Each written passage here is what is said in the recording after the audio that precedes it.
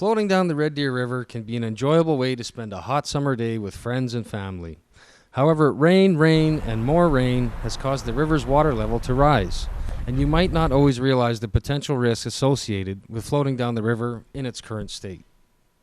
We've got the seasonal rainfall that we normally get. So, think of the end of May, beginning of June. It's a rainy time of year for us. And we're getting sort of lots of rain in a really short period of time into a really confined space. So it's falling directly into the river. It's also running off the land and filling the river through drainage.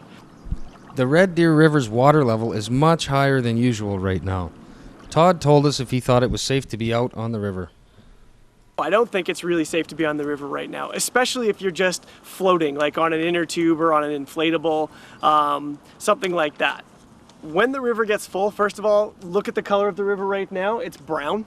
So there's a lot of sediment in the river. And that sediment masks a lot of things. When the river's this full, when it's flowing this fast, and when there's this much sediment in the river, what really becomes a factor is unpredictability.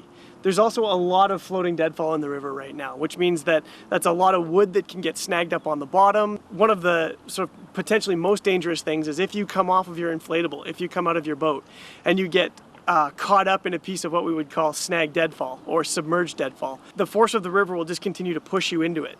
And so the ability to rescue yourself out of that with tons and tons of water pushing behind you gets really difficult. And that's probably the biggest risk on the river right now. It's just the fact that you can't see what dangers and what hazards are in the river. Many people are anxious to float down the river as soon as possible. So, when is it safe to go? Give it a couple of weeks. And the best thing to do is watch the river.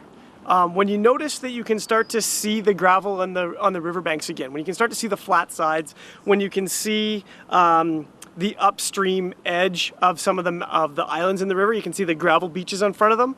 Generally, that's when it's better to go back into the river. It's all about having that safety margin. When the color of the water clears up, when the flows go down a little bit, what happens then is that there's a greater margin of safety.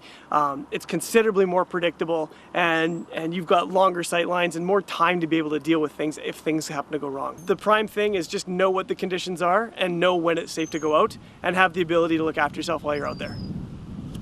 Garnet Caton, Shaw TV, Red Deer.